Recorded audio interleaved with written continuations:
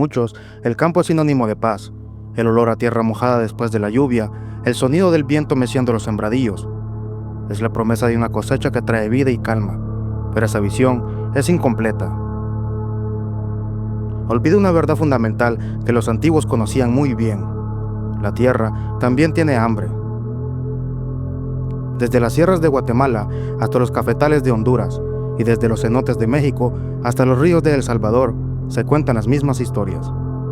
Relatos susurrados junto al fuego sobre épocas de sequía, inundación y desesperación. Épocas en las que, cuando las oraciones de los santos no son suficientes, la gente empieza a rezarle a cosas mucho más antiguas.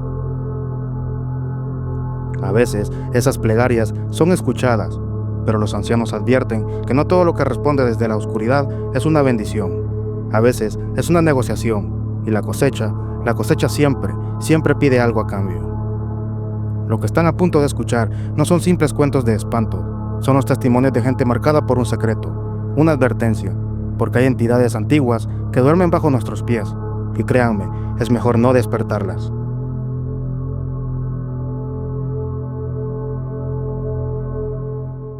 Mi nombre es Mateo. Nací en una aldea pequeña, acurrucada en las faldas de la Sierra Guatemalteca. De niño, mi mundo no era más grande que el valle. Nuestros días los medía el sol y en nuestras vidas el ciclo del maíz. El maíz lo era todo. Éramos, como decían los abuelos, gente hecha de maíz. Pero la tierra a veces se cansa. Recuerdo bien el año de la gran sequía. Yo tendría unos 16 años. El sol pegaba como un martillo de fuego y la tierra se partió en grietas como bocas secas. Las milpas, que ya deberían estar verdes y altas, eran solo tallos amarillos y tristes. Mi padre miraba ese cielo sin nubes con una desesperación que se le marcaba en la cara, mientras mi madre susurraba palabras antiguas pidiéndole a los dueños del monte, a los espíritus de la montaña. El hambre es un hueco en la panza que se te hace un nudo en la garganta. Es ver a tus hermanos pequeños cada día más flacos. Los viejos decían que la tierra estaba enojada, que habíamos olvidado los pagos. Por las noches yo no le rezaba a los santos, miraba la oscuridad y le hablaba a la tierra, a la montaña. Le supliqué, le prometí mi fuerza, mi vida entera, a cambio de una buena cosecha, la promesa de un muchacho desesperado. Lo que no sabía es que esa quietud estaba escuchando. Una noche sin luna, vi una luz, una bola de luz pálida que bajó del cielo en silencio total y se quedó flotando sobre nuestro campo moribundo. A la noche siguiente, volvieron 3 luces danzando en triángulo perfecto sobre el maizal. La noticia se regó y la gente lo llamó un milagro, y la promesa se empezó a cumplir. Los tallos secos se pusieron verdes, las hojas se abrieron y el maíz creció a un ritmo imposible. Pero la bendición tenía una cara oscura. Los perros lloriqueaban con miedo y los pájaros se fueron. Una tarde, encontramos un círculo perfecto con una espiral grabada en la tierra. Las mazorcas eran enormes, pero los pelos tenían un tono rojizo, como hilos de sangre seca. Una noche, las luces brillaron con furia y por un instante vi una silueta dentro de ellas, alta, delgada, con extremidades como las de un insecto.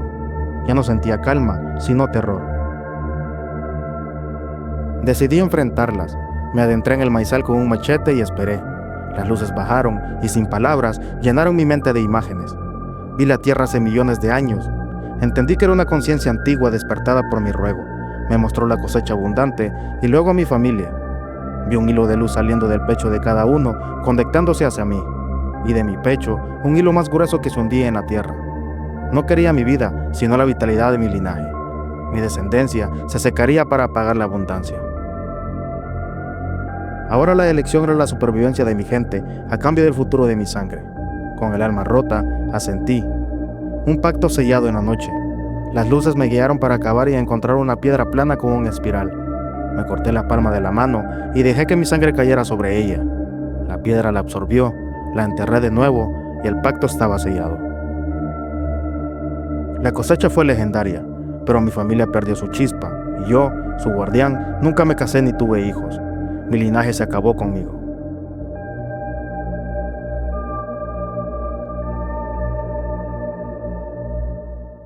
Me llamo Luis y heredé de mi padre una hacienda. El sol de la península es impecable y nuestras plantas de genequén, antes nuestro orgullo, se marchitaban con las hojas caídas y amarillentas. El agua era más valiosa que el oro y nuestros pozos estaban secos. Mis trabajadores, hombres leales que habían servido a mi familia por generaciones, me miraban con una mezcla de pena y desesperación. La hacienda era su vida, tanto como la mía. Una tarde, uno de los más viejos, don Eladio, se me acercó. Me habló en voz baja del cenote Ixtabay, la cueva de la engañadora, un lugar que todos evitaban. Me susurró que decían que el agua nunca se acababa ahí, pero que su guardián era muy celoso. Desesperado, fui al cenote al anochecer. Era una boca oscura en la tierra rodeada de una vegetación extrañamente frondosa. El aire era frío y húmedo. Al asomarme, el agua era tan negra que parecía un espejo hacia otro mundo. Grité mi frustración al vacío, ofrecí lo que fuera por agua para mis campos. Una voz respondió desde las profundidades, no con palabras, sino como un pensamiento en mi mente. Me ofreció su agua, pero a cambio, la tierra seca debía beber de la tierra viva. No entendí, pero acepté.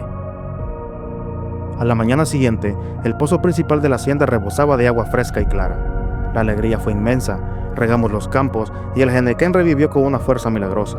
Las pencas se irguieron gruesas y de un verde vibrante. La producción se duplicó y yo era el salvador. Pero el milagro cobró su precio. A las pocas semanas, los trabajadores empezaron a enfermar. Una fatiga extraña, una palidez mortal y una sed que no se saciaba con nada. Don Eladio fue el primero en morir seco en su cama, como una planta sin riego. Luego otro y otro. Los médicos no encontraban explicación. Una noche, volví al cenote aterrado. Grité exigiendo una respuesta. La voz volvió fría y satisfecha. Me recordó el pacto. La tierra seca bebe de la tierra viva. Me hizo entender que el agua que alimentaba mis plantas era la vida que drenaba de mis hombres. Fue entonces cuando comprendí. Cada gota de agua que sacaba del pozo era una gota de vida robada a mi gente. La entidad del cenote no distinguía entre el agua y la sangre. Hoy, la hacienda es próspera, el Jenequén crece fuerte, pero tengo que contratar trabajadores de lejos, gente que no conoce la leyenda, sabiendo que su vitalidad alimentará mis campos por una temporada antes de que se marchiten y yo tenga que buscar a otros. Soy un hacendado rico, pero cada noche, en el reflejo del agua, veo las caras de los hombres que he sacrificado. El cenote me dio agua, pero a cambio me convirtió en su capataz, cosechando no solo Jenequén, sino vidas.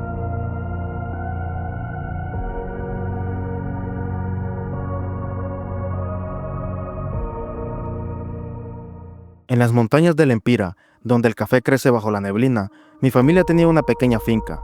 Soy Simón. Mi abuelo me contaba que la montaña tiene dueños, espíritus antiguos que observan desde las cuevas. Una plaga, la roya, llegó como una sentencia de muerte para nuestros cafetales. Las hojas se mancharon de un polvo naranja y cayeron dejando las ramas desnudas. La pobreza, que siempre estaba al acecho, empezó a entrar en nuestras casas. Una noche, desesperado por salvar nuestra herencia, me adentré en la montaña más allá de los senderos conocidos, buscando una solución, una hierba, una señal. Dentro, sentí una presencia fría y me arrodillé suplicando ayuda. No hubo voz ni luz, solo un silencio que pareció absorber el sonido de mi propia respiración. Al salir, sentí un vacío extraño, como si hubiera olvidado algo importante. A los pocos días, el milagro ocurrió. La roya desapareció de nuestros cafetos. Las hojas nuevas brotaron sanas y los granos que siguieron fueron los mejores que habíamos cosechado. Eran grandes, oscuros y con un aroma que embriagaba. Nos pagaron más que nunca por ellos. La prosperidad había llegado. Pero el precio fue sutil y terrible. Empezó en mi casa. Mi esposa a veces se quedaba con la mirada perdida, sin recordar qué estaba haciendo. Mi hijo pequeño olvidó canciones que cantaba todos los días.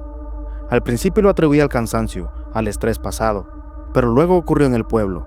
La gente empezó a olvidar nombres, fechas, rostros, conversaciones se interrumpían a mitad de una frase, con ambos interlocutores sin saber de qué hablaban. El pueblo, antes lleno de historias y risas, se volvió silencioso. La gente caminaba como sonámbula, cumpliendo sus tareas por instinto. No había tristeza ni alegría, solo un vacío creciente. Una tarde de sol brillante, me di cuenta de la verdad. La gente ya no proyectaba sombras, ni yo tampoco. Volví a la cueva con el corazón helado. La presencia me esperaba. En mi mente entendí el pacto que había hecho sin saberlo. La entidad que habitaba allí no se alimentaba de vida o de sangre. Se alimentaba de recuerdos, de la esencia de personas y de sus sombras. A cambio de la salud de nuestros cafetales, le había entregado el alma de mi comunidad. Ahora vivo en un pueblo fantasma con cuerpo. Cosechamos el mejor café de Honduras, un grano rico y oscuro, pero quienes lo cuidan están huecos. Han olvidado quiénes son, a quienes amaron y a sus propias historias. Yo soy el único que recuerda, y esa es mi maldición, Soy el guardián de una cosecha perfecta de un pueblo sin memoria, el único que sabe que nuestras sombras fueron el precio.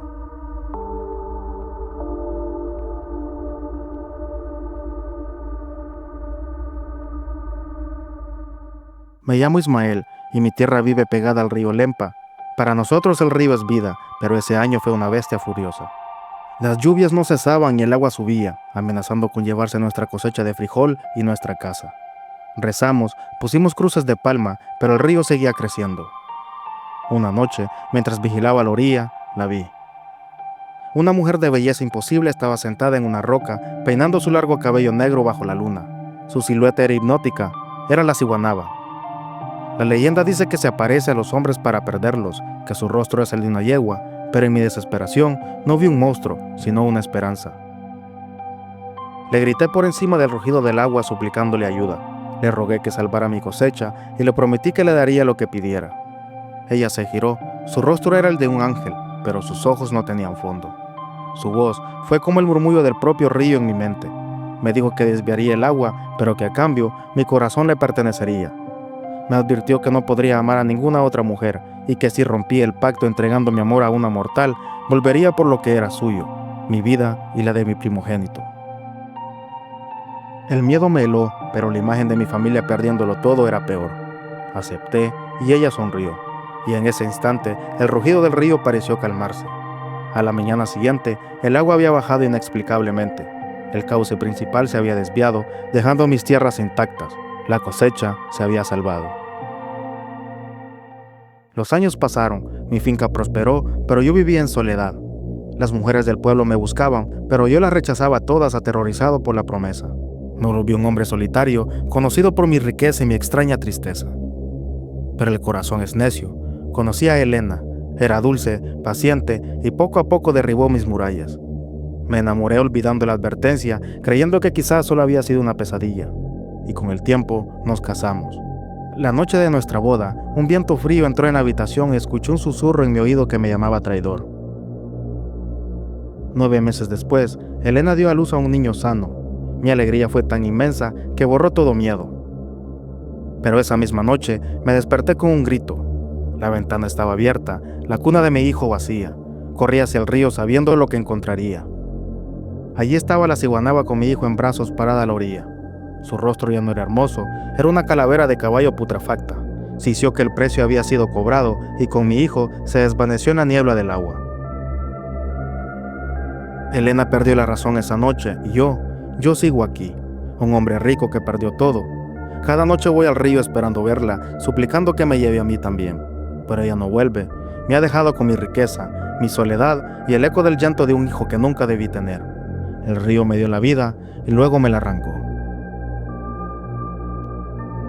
Las historias que acabas de escuchar fueron recogidas en las tierras de Guatemala, México, Honduras y El Salvador. Son un recordatorio de que las leyendas muchas veces tienen raíces en verdades que preferimos ignorar. La tierra da, pero a veces también quita. ¿Y tú, has vivido algo parecido? ¿Conoces alguna historia en tu pueblo sobre pactos con la tierra o presencias extrañas en el campo? Nos encantaría leer tus experiencias en los comentarios. Tu historia podría ser la siguiente que contemos. Si te gustan estos relatos que otros prefieren olvidar, suscríbete, activa la campana y acompáñanos a ver el lado oscuro de la realidad. Nunca sabes qué secretos pueden estar enterrados justo bajo tus pies.